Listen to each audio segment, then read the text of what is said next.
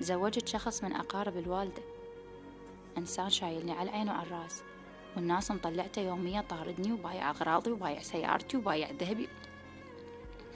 هذا زوجك؟ زوجي. أوكي. وليش افتهموا الناس هالشكل؟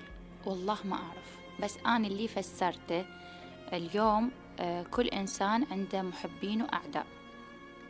أنا من الناس اللي اللهم لك الحمد، من أنا طفلة محبوبة بين عشيرتي، بين أقاربنا، بين أهلنا على طول.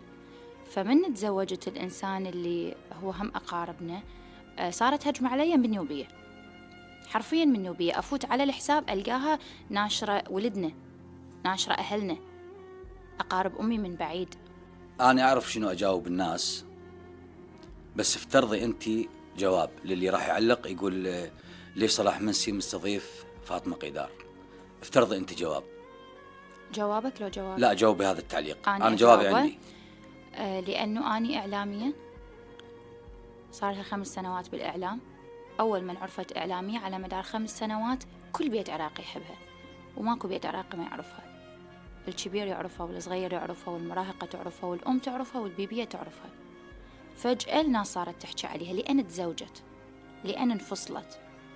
بالرغم هي انفصلت بالحلال وتزوجت بالحلال، لأنه هي يوميا يقولوا لها شو وقت تنزعين الحجاب وهي ما نازعة الحجاب، لأن هي يوميا يقولوا لها أنت أطفالك مو يمك وأنت محرومة منهم وأنت أهلك متبرين منك وأنت رجلك مطلقك وأنت رجلك وهي كل شيء، وهي حياتها طبيعية.